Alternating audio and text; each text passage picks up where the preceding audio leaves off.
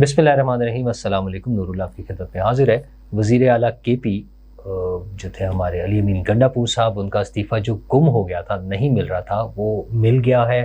آج کی تاریخ میں آیا ہے، نیا استعفیٰ ہے، اور اب اس کا کیا ہوگا، وہ استعفیٰ منظور ہوگا یا نہیں ہوگا، اور نئے وزیر اعلیٰ سہیل آفریدی کا الیکشن کس طرح سے روکا جائے گا، کیوں روکا جائے گا، یہ ساری باتیں میں آپ کے ساتھ ڈسکس کروں گا۔ اور دوسری طرف جناب ٹی ایل پی کے قافلے رواں دواں ہیں، وہ کیا قافلے ہیں، کیا بہت بڑی تعداد میں لوگ ہیں، اور جو انتظامات ہو رہے ہیں، جو سڑکیں بلاک ہیں، جو انٹرنیٹ سروس بند ہے، اور جو اعلانات ہو رہے ہیں، اس پر حکومتی رد عمل یا ہمارا رد عمل کیا ہو سکتا ہے۔ اور جناب سی سی ڈی کا ایک اور کارنامہ، تیفی بٹ جو ہے وہ پولیس مقابلے، سی سی ڈی کا کارنامہ سوری تو نہیں کہنا چاہیے، مطلب لے کر سی سی ڈی والے آ رہے تھے، اور ہوا یہ کہ تیفی بٹ جو ہے وہ پولیس مقابلے میں ہلاک ہو گئے ہیں۔ تو تیفی بٹ کون ہے، اور یہ کہانی کیا، اور یہ ہو کیا رہا ہے، اس پر بھی، اور اس کا کیا فائدہ یا نقصان ہے، ہم اصل میں تو ہم اس طرف آئیں گے۔ اور جناب بڑی اہم بات جو میں آپ کے ساتھ ڈسکس کرنا چاہ رہا ہوں، جو میں نے کل بھی تھوڑا سا ذکر کیا تھا، ہندوستان کو مبارک ہو، ہندوستان کو مبارک ہو کہ افغان حکومت، اور اصل میں یوں کہنا چاہیے کہ افغان طالبان حکومت کے ساتھ ان کی محبتیں بڑھ رہی ہیں، اور وہ محبتیں امڑ امڑ کر آ رہی ہیں، ڈل رہی ہیں، جس کو ہم پنجابی میں کہتے ہیں نا، میرا خیال ہے یہ کہنا چاہیے شاید، وہ ہم نے ٹی وی پر، سوشل میڈیا پہ مسلسل دیکھے جا رہے ہیں۔ افغان وزیر خارجہ جناب متقی صاحب جو ہیں وہ وہاں پہنچے، انڈین وزیر خارجہ کے ساتھ ان کی ملاقات ہوئی ہے، اور بہت ساری باتیں، میڈیا سے گفتگو، اور اس میں میڈیا کی گفتگو میں پاکستان کا بھی ذکر، پاکستان کا ذکر بہرحال ایک حوالے سے انہوں نے کیا، ان کا پاکستان کے ساتھ ہمارے بہت اچھے تعلقات تھے، کیونکہ پاکستان نے ہمارے ساتھ بہت اچھا سلوک کیا، تو ہمارے ساتھ ہم نے وہ یاد رکھا، اور ہماری طرف سے بھی بہت اچھا تعلق تھا۔ اب پاکستان ہمارے ساتھ اچھا سلوک نہیں کر رہا، ہم اس کو بھی یاد رکھیں گے۔ اچھا جی، یہ تو ان کا ورژن ہے، چلیں جو بھی ان کا ورژن ہے، لیکن جو میں مبارکباد دینا چاہ رہا ہوں کہ ان کی جو خوشیاں ہیں ہندوستانی حکومت کی، ان کو بلانا، اور اس کے بعد خاص طور پر ان کا جو دورہ ہے دارالعلوم دیوبند ہندوستان کا، وہ بڑا ایک اہمیت کا حامل ہے۔ جس پرتپاک انداز میں ان کا استقبال کیا جا رہا ہے، مجھے نہیں معلوم، لیکن میرا خیال ہے یہ جب سے طالبان حکومتیں، پچھلی حکومت بھی اور سارا سلسلہ ہوا، میرا نہیں خیال کہ انہیں اس طرح کا موقع وہاں پر ملا ہوگا۔ آج تو وہ دونوں ایک دوسرے کی اونرشپ لے رہے ہیں کہ ہم ساتھ ہیں، ان کے خیال میں وہ علماء ان کے رہنما ہیں، وہ سیم مکتبہ فکر ہے، اور وہ اساتذہ، وہ طالب علم ان سے محبت کر رہے ہیں، اور دوسری طرف لوگوں کی بڑی تعداد، سینکڑوں میں یا شاید ہزاروں میں وہاں پر نظر آ رہی ہے۔ مختلف ویڈیوز ہم دیکھ سکتے ہیں، یہ تصاویر ہیں، ویڈیوز ہیں، جن میں ان کے استقبال ہو رہا ہے، وہ گاڑیوں کے قافلہ اندر آ رہا ہے، اور پھر لوگ بڑی گرمجوشی دکھا رہے ہیں اس حوالے سے۔ اور وہاں پر دارالعلوم دیوبند کے محتمم جو ہے مولانا ارشد مدنی صاحب نے ان کا استقبال کیا۔ دارالعلوم دیوبند کوئی نیا ادارہ تو ہے نہیں، آج سے تقریباً کوئی 160 سال قبل یہ اس کی بنیاد رکھی گئی۔ یہ تھا 1866 میں، مئی 1866 میں یہ قائم ہوا، اور اسلامی مہینوں کا اگر ہم ذکر کریں تو یہ محرم کا مہینہ تھا، اور 1283 ہجری سال تھا، تو تقریباً آج سے تقریباً 159 سال قبل یہ وجود میں آیا۔ اور اس کے بڑے بڑے جو فاؤنڈرز تھے، بڑے بڑے نام ہیں اس میں، جس میں جناب مولانا محمد قاسم نانوتوی کا نام بھی ہے، بڑا معتبر نام ہے، اس حوالے سے بہت بڑا نام ہے۔ اچھا، پاکستان میں بھی دیوبندی مکتبہ فکر کے مدارس اور ایک بڑا جو انتظام موجود ہے، اسی کے حوالے سے ان کا بڑا گٹھ جوڑ رہا ہے۔ گٹھ جوڑ اس طرح سے کہ ان کی محبتیں، ان کا ساتھ، اور طالبان حکومت کے بیشتر لوگ جو ہیں وہ یہیں سے تعلیم یافتہ بھی ہیں، انہوں نے اپنے وقت یہاں گزارا، اور وہ خصوصی محبتیں، وہ تعلقات، مولانا فضل الرحمان صاحب، مولانا سمیع الحق صاحب کے حوالے سے اگر بات کریں تو بہت بڑا نام، اس حوالے سے ان کا ذکر ہوتا رہا ہمیشہ، مولانا فضل الرحمان صاحب کا بھی۔ لیکن فائنلی یہ ہوا کہ مولانا فضل الرحمان صاحب اور ان لوگوں پر حملے بھی ہوئے۔ اچھا، وہ طالبان ہی کے کوئی گروپس، اس میں ایک ایکسکیوز تو یہ ہوتا ہے کہ وہ اب ہمارے ساتھ نہیں ہے، کوئی الگ گروپ بن گئے، چھوٹے چھوٹے گروپس جیسے بن جاتے ہیں نا، ایک بار تھے تو وہی مکتبہ فکر، وہی سوچ، انہی کے لوگ، اور یہ وہ لوگ ہیں جن کو فائنلی وہاں سے وہ سپورٹ بھی ملتی رہی، پروٹیکشن ملتی رہی، وہاں پہ ان کو محفوظ ٹھکانے پناہ گاہیں ملتی رہی اور یہاں پر حملے ہوتے رہے۔ تو اب جب افغان وزیر خارجہ ہندوستان پہنچے ہیں اور دارالعلوم دیوبند بھی پہنچ گئے ہیں، تو ویسے تو ظاہر دعا یہ کرنی چاہیے کہ سب کچھ امن و شانتی سے رہے، اور جیسے تعلقات ہونے چاہیے دنیا بھر میں حکومتوں کے اور حکومتی ارکان کے مختلف اداروں سے، وہ سارے ہو سکتے ہیں۔ مثلا پاکستان میں اگر کوئی غیر ملکی حکمران آئیں جو کرسچن مذہب سے تعلق رکھتے ہوں اور وہ کیتھولک یا پروٹیسٹنٹ چرچ کے کسی سینئر لوگوں سے ملیں، تو اس میں کوئی حرج کی بات نہیں ہے، لیکن ماضی کی چیزوں کو سامنے رکھتے ہوئے جو کچھ پاکستان میں ہوا وہاں پر خدشات موجود ہیں، اور وہ خدشات جو ہیں مطلب میں بڑا اوپنلی کہوں گا کہ وہ دہشت گردی کے حوالے سے ہے۔ ہم نے جو کچھ بھگتا ہے اور جو کچھ ہم بھگت رہے ہیں آج تک، اور ظاہرہ بھی اس کو کنٹرول کرنے میں ٹائم لگتا ہے چیزوں کو۔ آج جو چیزیں ہو رہی ہیں اس سے تو مطلب اگرچہ ہماری یہ جنگ بھی بڑی طویل ہے، مختلف اپنے اس میں آپریشنز بھی کیے ہیں، لیکن ابھی بھی اگر یہ جنگ چل رہی ہے تو اس کا مطلب ہے اس میں ٹائم لگ رہا ہے۔ تو ہندوستان کو جو شوق چڑھا ہے ان محبتوں کا، نئی محبتوں کا، کر لیں، کر کے دیکھ لیں اور اس کے نتائج بھی بھگت لیں۔ جو چیزیں آج نظر آ رہی ہیں، آج جب میں 11 اکتوبر 2025 کو بیٹھ کر آپ سے یہ بات کر رہا ہوں، اللہ نہ کرے، اللہ نہ کرے، اللہ نہ کرے، خاکم بدھن چند سال کی بات ہے۔ ایسا بھی ہو سکتا ہے کہ ہم اس کو یاد کر رہے ہوں کہ یار یہ باتیں تو ہم نے کی تھی، اور بہت سے لوگ کر رہے ہوں گے، میں اکیلا نہیں ہوں، بہت سے لوگ یہ سوچ رہے ہوں گے، بہت سے لوگ اس کو کمیونیکیٹ کر رہے ہوں گے، بہت سے لوگ اس خدشے کا اظہار کر رہے ہوں گے، یا کم از کم دل میں ضرور سوچ رہے ہوں گے کہ کیا یہ جو معاملہ چل رہا ہے ہم بھی اسی طرف تو نہیں پہنچ جائیں گے۔ تو میں تو کہتا ہوں انہیں بڑا آپس میں اور کارڈیل ہونا چاہیے۔ میں نے گزشتہ دنوں ایک ویڈیو دیکھی جس میں ایک بائک پر انڈین افغان ایریا میں انٹر ہونے والے سے ان کے گارڈ جب پوچھتے ہیں کہ آپ کون ہیں اور وہ بتاتا ہے کہ میں انڈین ہوں، تو اس کو بڑا ویلکم کیا جاتا ہے اور اس کے کاغذ بھی نہیں چیک کیے جاتے۔ پرابلی وہ پہلے چیک کرا چکا ہوگا لیکن اس جگہ پہ جہاں انہوں نے پوچھا وہاں پہ نہیں کیا، اور بڑی خوش دلی کے ساتھ بڑا ویلکم کیا گیا۔ تو میرے خیال میں تو ہندوستان کو بھی چاہیے کہ اوپن انٹری کر دیں، ویزے کی کیا ضرورت جب اتنی محبتیں ہو گئی ہیں، دونوں طرف سے آنا جانا ہونا چاہیے، اور وہ جو جس بھی روٹ سے ہوں، لیکن ویزے کی ضرورت ہی نہیں ہونا چاہیے۔ سب لوگ آئیں، ملیں، پیار محبت سے آگے بڑھیں، اور ان پیار محبتوں میں ہی جس طرح سے ان محبتوں کے جو فروٹ ہمیں ملے ہیں، جو پھل ہم نے کھائے ہیں، وہ ذرا وہ بھی چکھ لیں۔ ویسے بھی فاربیڈن جو فروٹس ہوتے ہیں اس کا بڑا شوق ہوتا ہے نا لوگوں کو، تو یہ تو فاربیڈن بھی نہیں ہے، خیر اس فروٹ کا بھی مزہ چکھ لیں۔ تو مبارک ہو انڈیا کو جناب، یہ محبتیں، یہ دوستیاں، وہ افغان طالبان جو پاکستان کے ساتھ تعلقات نہیں چاہتے، پاکستان کے بارے میں جو زبان ان کے عام لوگ اور بہت سی جگہوں پہ استعمال ہو رہی ہوتی ہے، جو ان کے جذبات آج کل نظر آتے ہیں، وہ اور پھر مذہب کے حوالے سے جب بات ہوتی ہے کہ وہ ایک اسلامی ریاست کا قیام، شریعت کا نفاذ، اور وہ جو ساری چیزیں جو ان کا ایجنڈاز ہیں، تو پاکستان سے تو ان کی نفرت اور ان کی ناراضگی سمجھ آتی ہے نا۔ تو یہ محبتیں اور یہ دوستیاں انڈیا کے ساتھ کر لیں، تو وہ دونوں مل کر اس کو انجوائے کریں اور آگے بڑھیں۔ ملکوں کے تعلقات دنیا بھر میں اوپن ہونے چاہیے، تو یہ بھی دونوں مل کے کر لیں، اور اپنے اپنے ایجنڈاز کو، وہ RSS والا ایجنڈا اور یہاں سے اسلامی نظام کے قیام کا ایجنڈا، اور وہ اگر دونوں مل کر کچھ چیز بنانا چاہتے ہیں نئی، تو ملیں اور آگے چلیں، دیکھتے ہیں کہ کیا نتائج نکلتے ہیں۔ پاکستان نے تو اپنا موقف واضح کر دیا ہے، اور جو آج کل خبریں آ رہی ہیں TTP کے ہیڈ کے حوالے سے اور باقی چیزیں بھی، تو وہ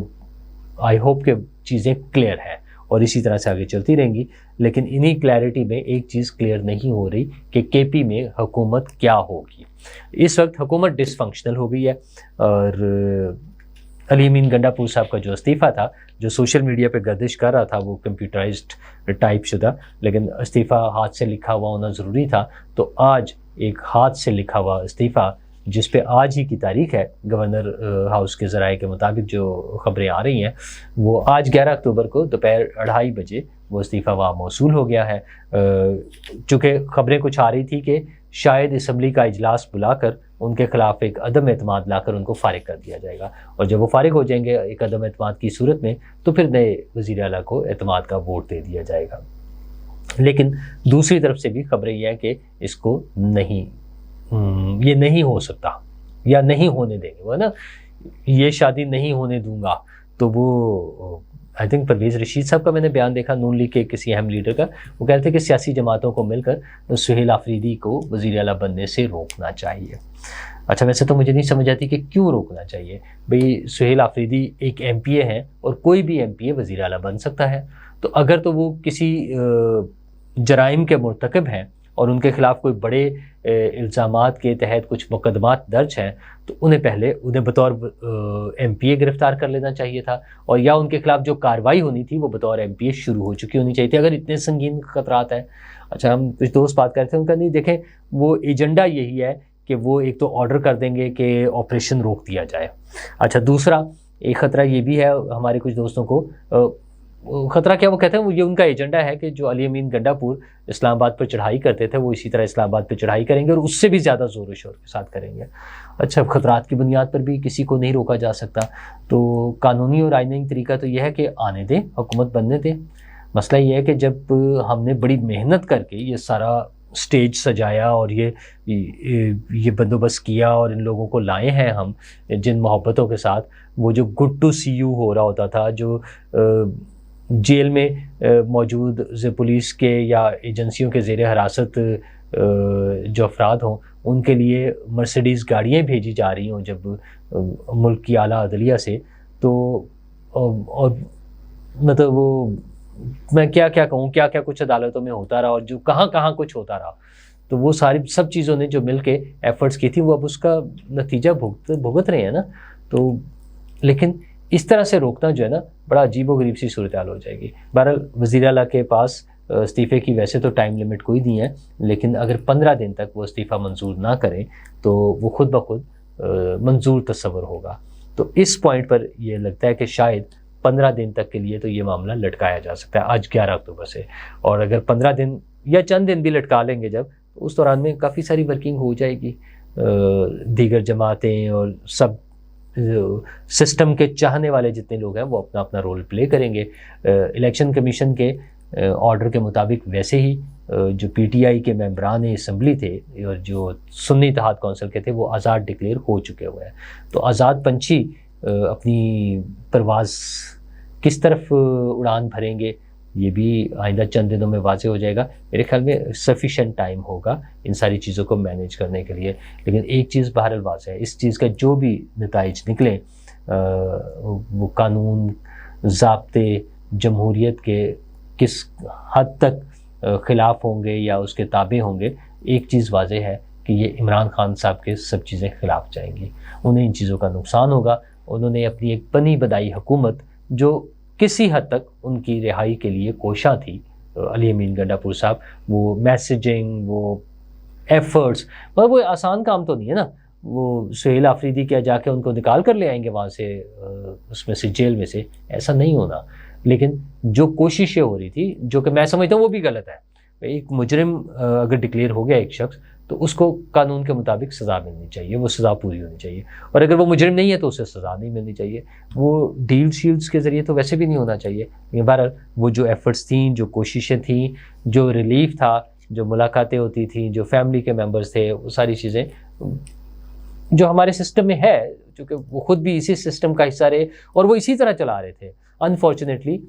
اگر انہوں نے اپنے دور حکومت میں عمران خان صاحب نے چیزوں کو بہتر کرنے کا اور قانون کے مطابق چلانے کی کوشش کی ہوتی تو آج شاید ہم کہتے کہ یار دیکھیں انہوں نے خود تو ٹھیک چلایا تھا نا. تو انفارچونیٹلی چونکہ وہ بھی ایسے ہی چلا رہے تھے، آج بھی ایسے ہی چل رہا ہے، تو آئندہ آنے والے دنوں میں بھی اس میں وکٹمز پھر یہ جو آج کے وکٹمز ہیں وہ ہوں یا جو آج کے حکمران ہیں وہ ہوں. یہ سسٹم فی الحال ایسے ہی چلتا نظر آ رہا ہے جب تک حکومتوں میں موجود لوگ پارلیمنٹ کے فلور کو استعمال کرتے ہوئے سسٹم کو تبدیل کرنے کی کوشش نہیں کریں گے. تو یہ تو ایسے ہی چلتا رہے گا. استعفوں کی رسیدیں آئیں گی، الیکشن روکنے کی کوشش ہوگی، آزاد اراکین اپنی اپنی صف بندی کر سکتے ہیں، دیگر پارٹیاں اپنی کوشش کریں گی اور ایک عجیب و غریب سی صورتحال نظر آئے گی. صورتحال تو وہاں ویسی بڑی خراب ہے، دہشت گردی کے حوالے سے آئے روز اٹیک ہو رہے ہیں. تازہ ترین اٹیک جو ہے مطلب تو روز نئی کہانی آ جاتی ہے نا، روز ایک نیا سانحہ ہے، روز ایک نیا نوحہ پڑھنے کی ضرورت پڑ جاتی ہے کہ وہ ہمارے جوان جو شہید ہوئے تھے، اب ایک سکول پر اٹیک ہو گیا ہے جس کی بلڈنگ سے ٹکرا دی گئی ہے جا کر گاڑی بارود سے بھری ہوئی، اور یہ سلسلہ دہشت گردی کا چلے جا رہا ہے. اور عمران خان صاحب چاہتے ہیں کہ ان دہشت گردوں کے خلاف کوئی آپریشن نہ ہو، ان سے باتیں کریں، پیار کریں. ماضی میں بھی ہم نے ایسی باتیں سنی تھی کہ طالبان تو دکھی لوگ ہیں، اور ان دکھی لوگوں نے ہمارے جوانوں کو، سپاہیوں کو، آفیسرز کو، پولیس والوں کو، نہتے شہریوں کو اور سکول میں پڑھتے ہوئے بچوں تک کو شہید کیا. ہمارے فوجی جوانوں کے سر کاٹ کر ان سے فٹ بال کھیلے. تو اللہ بچائے ان مسائل سے. خان صاحب تو چاہتے ہیں کہ انہی کو کھلی چھٹی دی جائے، اور حکومت فی الحال یہ کہہ رہی ہے کہ نہیں، ہم ان کو روکیں گے. تو دیکھتے ہیں کہ ہم اس کو کیسے روکتے ہیں. اور اسی سلسلے میں، اسی روکنے میں یہ سارا الیکشن کا معاملہ بھی ہوگا جو کہ اب لٹکتا ہوا نظر آ رہا ہے. تو روکتے کرتے میں ایک واقعہ تازہ ترین جو ہوا ہے وہ تیفی بٹ کا ہے. بظاہر تو وہ ایک چھوٹا سا واقعہ اس طرح سے کہ ایک شخص کا ہے. ویسے تو انسانی جان، ایک انسانی جان بھی انتہائی اہمیت کی حامل ہے اور اس کا کوئی سبسٹیوٹ نہیں ہوتا، لیکن ایک شخص کا مارا جانا جو ہے وہ اہمیت کا حامل زیادہ اس لیے ہے کہ اسے دبئی سے گرفتار کر کے وہاں کی عدالت سے اس کی کسٹڈی لی گئی کہ اس پر ہم نے پاکستان میں مقدمہ چلانا ہے، اور اسے پاکستان لایا گیا. دبئی سے کراچی فلائٹ آئی، کراچی سے بائی روڈ لا رہے تھے. ویسے تو دبئی سے ہر روز لاہور کی بھی فلائٹیں ہوتی ہیں، کئی بار وہ ہو سکتا ہے کوئی ٹیکنیکل ایشو ہو جس وجہ سے انہیں وہ پولیس کی ٹیم جو تھی ہماری وہ تیفی بٹ کو لے کر آئی کراچی سے بائی روڈ لا رہے تھے. اور راستے میں وہ اتفاق سمجھ لیں کہ اس طرح کے واقعات پہلے بھی ہوتے رہتے ہیں کہ اس کے ساتھیوں نے حملہ کیا، فائرنگ ہوئی، اور جو شخص مارا گیا وہ پتہ چلا وہ تیفی بٹ تھا. اچھا، وہ ٹیپو ٹرکا والا کے کیس میں لیکن یہ وہ لوگ تھے جو ان کو بارے میں کہا جاتا ہے کہ ایک پراپر انڈر ورلڈ کے تحت وہ ایک گروہ بنا کے اور سسٹم چلا رہے ہیں، وہ بدماشی اور سارا کچھ جو ہے نا، قبضہ گروپ اور ٹائپ چیزیں. لیکن مجھے یہ سمجھ نہیں آتی کہ ہمارا نظام انصاف، پولیس، عدالتیں، پروسیکیوشن، یہ سب اتنے ناکام کیوں ہیں کہ ہم ایک شخص کو گرفتار کر کے بھی قانون کے مطابق سزا نہیں دلوا سکتے. ہم ضرورت پڑنے پر منٹوں میں، گھنٹوں میں، دنوں میں آئینی ترامیم اور نئی قانون سازی یہ سب کچھ کر لیتے ہیں. ہمارے پاس یہ صلاحیتیں ہیں. ہماری سیاسی جماعتیں ضرورت پڑنے پر جہاں ضرورت ہو مل بیٹھ کر کچھ بھی قانون سازی کر سکتی ہیں. تو اگر یہ قانون میں کچھ ایسے سکم ہیں جہاں پر ہمیں لگتا ہے کہ ہم مجرموں کو سزا نہیں دے پاتے، تو اتنے بڑے بڑے دماغ موجود ہیں، اتنے بڑے بڑے قانون دان اور ایکسپرٹس، لا ایکسپرٹس جو ہیں، اور ہم نے کنسلٹنٹس ہائر کیے ہوئے ہیں بڑے بڑے، تو ان سے کوئی مشورہ لیں اور اس میں تبدیلی کر لیں. دراصل اگر تو ہم عدالت کے ذریعے سزا دیں گے نا، تو وہ اس کی فیملی کے لیے، اس کے رشتہ داروں کے لیے دکھ تکلیف کا باعث تو ہوگا، لیکن اس کی ایک لیگل پوزیشن ہے جس میں وہ انتقام والا ایلیمنٹ پرابلی نہیں آتا، وہ کسی ایک خاص اس کے باعث نہیں آتا. لیکن جب اس طرح کے مرڈر ہوتے ہیں تو اس میں پتہ نہیں کیا کیا چیزیں ہیں یار. ہم دنیا ان مسائل سے آگے نکل کے، ان کو دیکھ کر، ان کو فیس کر کے، ان کے سلوشنز نکال کے اور ایک پرامن راستے پر آگے کی طرف بڑھ گئی ہے. ہمیں بھی کچھ سیکھ لینا چاہیے. لیکن ہم تو یہ تو ایک پولیس مقابلہ ہے، ہم تو بڑے بڑے گروپوں کی چیزیں میں نہیں سیکھ پا رہے ہیں. ٹی ایل پی کا جو احتجاج ہے وہ پرتشدد چل رہا ہے. اب وہ تشدد ایک ورژن یہ ہے کہ سرکاری ان کی طرف سے ہو رہا ہے، اور ان کا رونا دھونا جو سوشل میڈیا پہ چل رہا ہے وہ یہ ہے کہ حکومت کی طرف سے ہو رہا ہے. ویسے تو عجیب اتفاق ہے کہ 2 برس تک، بڑا لمبی کہانی ہے نا فلسطین پہ جو کچھ ہو رہا ہے، لیکن تازہ ترین جو واقعات ہیں یہ 2 برس سے جو شروع ہوا غزہ پر ظلم و ستم وہ چلے جا رہا تھا. اب جب ان کے معاہدہ ہو گیا ہے حماس کا اور حماس اس کو کسی حد تک ماننے کو تیار ہے، اور اس کی بیس پہ سیز فائر ہو رہا ہے، اس کی بیس پہ ایکسچینج آف وہ پرزنرز جو تھا، کیپٹیوز جو تھے، وہ لوگوں کا تبادلہ ہو رہا ہے، تب ہم اچانک ایک مارچ شروع کرتے ہیں. اچھا مارچ تو دنیا بھر میں ہوئے نا، ہمارے ہاں کچھ دوست کہہ رہے ہیں کہ دنیا بھر میں ہوتے ہیں، پاکستان میں پابندی ہے. پابندی نہیں ہونی چاہیے، میں اس بات سے اتفاق کرتا ہوں، لیکن دنیا بھر میں ملینز مارچ ہوئے ہیں، مطلب وہ جس میں کئی ملین لوگ، 2 ملین 4 ملین 5 ملین لوگ جمع ہوئے یورپ کے بڑے بڑے شہروں میں، اسپین میں، اٹلی میں، برطانیہ میں،